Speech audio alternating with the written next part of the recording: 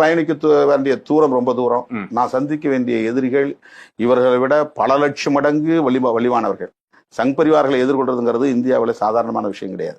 நீங்க திமுக எதிர்கொள்றதோ பாமக எதிர்கொள்றதோ அது ஜுஜிபி. அது ஒரு ஏன்னா அவங்களாம் சராசரி அரசியல் கட்சிகள். திராவிட முன்னேற்ற கழகமோ அதிமுகவோ இடதுசாரிகளோ அவங்க வெறும் அரசியல் கொள்கைகளை பேசக்கூடியவங்க.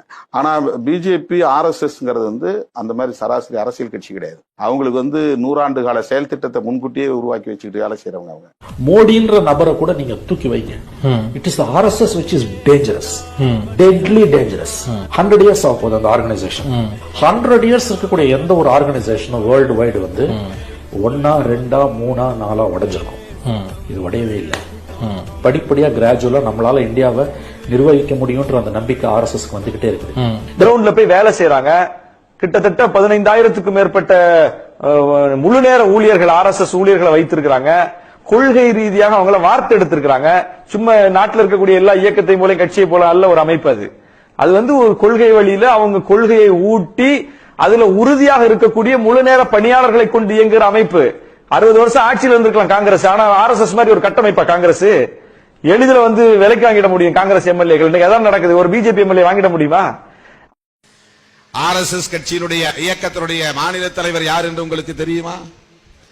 மதுரை மாவட்ட தலைவர் யார் என்று உங்களுக்கு தெரியுமா? ஏன் தேசிய தலைவர் பெயர் உங்களுக்கு தெரியுமா? அவர்கள் என்றைக்காவது தங்களுடைய பெயரை வால் போஸ்டர் சுவரொட்டிகளிலே அச்சிட்டதுண்டா? துண்டறிக்கைகளிலே அச்சிட்டதுண்டா?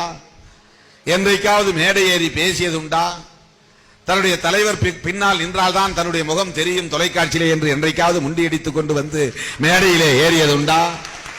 நான் மட்டும் ஏன் பின்னால் உட்கார வேண்டும், நானும் முன்னால் தான் உட்காருவேன் என்று முன்வரிசையிலே யாராவது முண்டியடித்துக் கொண்டு உட்கார்ந்து பார்த்ததுண்டா? ஆனால் டெடிகேட்டடாக அர்ப்பணிப்போடு பணியாற்றுகிறார்கள். இன்னைக்கு இந்தியாவில் ஆட்சியில் இருக்கிறது யாரு? ஆட்சிக்கிறாங்க மோடி. அவர்களுக்கு பின்னாலே எந்த இயக்கம் இருக்குது? RSS. அந்த இயக்கம் எப்பொழுது தோன்றியது? 100 வருஷம் ஆச்சு. எவ்வளவு வருஷம்? 100 வருஷம் ஆச்சு.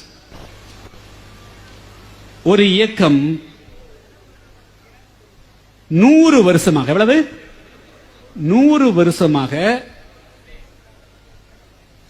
தன்னை வெளியே காட்டிக்கல. இன்னைக்கு வெல்லும் இந்த திருச்சிக்குள்ள யார் RSS உங்களுக்கு தெரியுமா? தெரியுமா? தெரியாது. தென்காசியில் யாராவது தெரியுமா? தூத்துக்குடியில் தெரியுமா? சென்னையில் தெரியாது. ஆனா எந்த விதமான பதவிக்குமே ஆசைப்படாமல், எந்த விதமான சொத்து சுகத்துக்குமே ஆசைப்படாமல் 1 வருஷம் அல்ல, 2 வருஷம் அல்ல, 100 ஆண்டு காலம் மக்களிடத்திலே சென்று சொல்லி சொல்லி சொல்லி எடுத்த கருத்துக்களை எடுத்துரைத்து ஒருவரை குஜராத்தில் இருக்கக்கூடிய ஒருவரை இந்தியா முழுமைக்கும் பிரபலியப்படுத்தி ஆட்சிக்கு வந்திருக்கிறார்களா இல்லையா?